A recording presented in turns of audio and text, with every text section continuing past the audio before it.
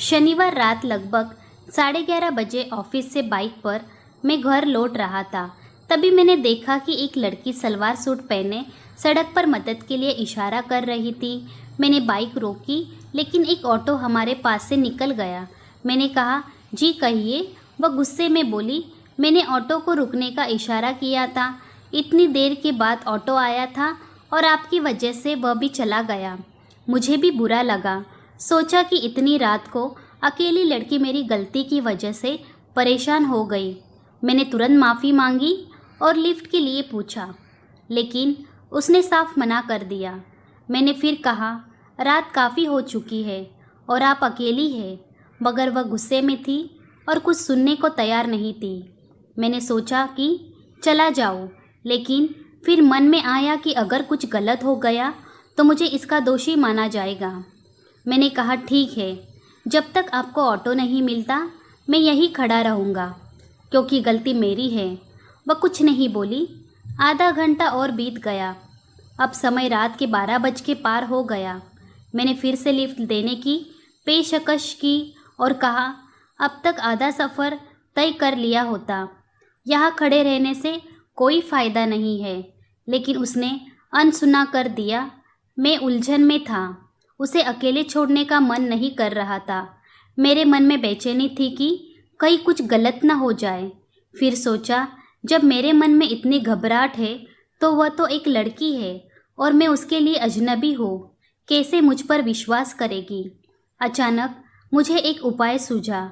मैंने कहा, देखो, मेरे घर में भी तुम्हारे जैसे एक छोटी बहन है और तुम भी वैसे ही हो। मेरी मानो, यहाँ इतनी रात को अकेले रहना ठीक नहीं है। प्लीज़ मेरे साथ बाइक पर चलो, जहाँ तक तुम्हें अच्छा लगे। मेरे इन शब्दों से वह थोड़ी राहत महसूस करने लगी और बोली, आप जाइए, मैं कोई ना कोई उपाय कर लूँगी। मैंने कहा, मुझे यहाँ रुके 1 घंटा हो गया है। ऑटो तो दूर, आदमी भी नज़र नहीं आ रहा है। प्लीज़ चलो। वह फिर भी तैयार नहीं हुई। मैंने अपना पर्स खोला और उसे दिखाया।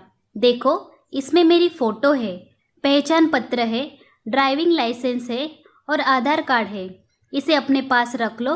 जब सुरक्षित जगह पहुंच जाओ तो लौटा देना।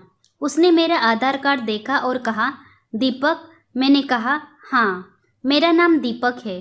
देखो, अब प्लीज़ मना मत करना।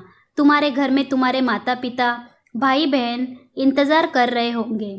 वैसे मेरे भी मम्मी पापा और बहन इंतज़ार कर रहे हैं। चलो। वह थोड़ी सी मुस्कुराई और बाइक पर बैठ गई। मैंने पूछा, तुम्हारा घर कहाँ है? वह बोली, आप चलते रहो, जहाँ लगेगा बता दूंगी। लगभग 1 घंटा लगातार बाइक चलती रही। वह कुछ नहीं बोली।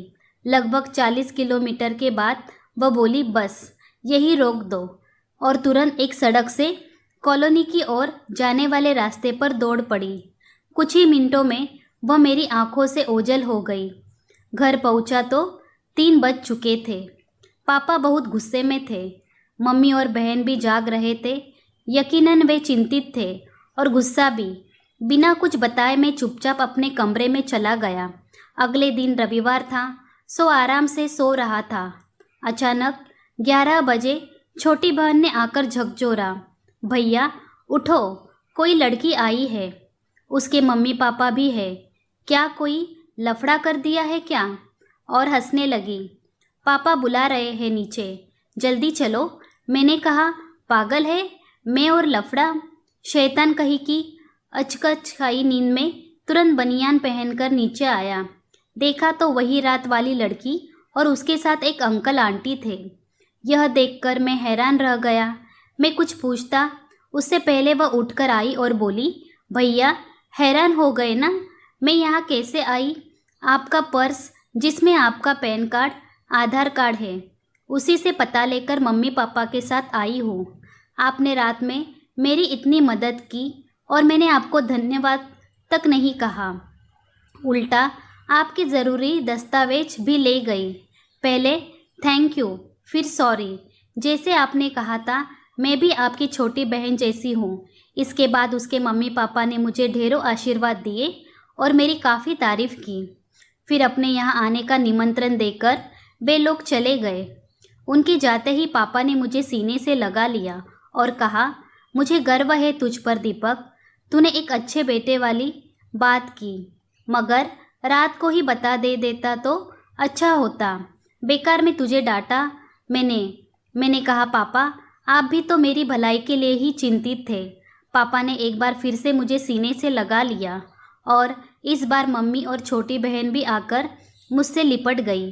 दोस्तों, मुझे मेरे पापा ने बचपन से लेकर आज तक एक बात ही सिखाई है, अकेली लड़की मौका नहीं, जिम्मेदारी होती है हमारी।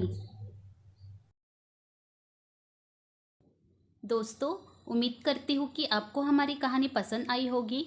कहानी पसंद आई है तो वीडियो को लाइक करें, चैनल पर नए हैं तो चैनल को सब्सक्राइब करें और हाँ, नोटिफिकेशन बेल आइकन को ज़रूर दबाइए ताकि अगली अपडेट सबसे पहले आपको मिले। तब तक के लिए धन्यवाद।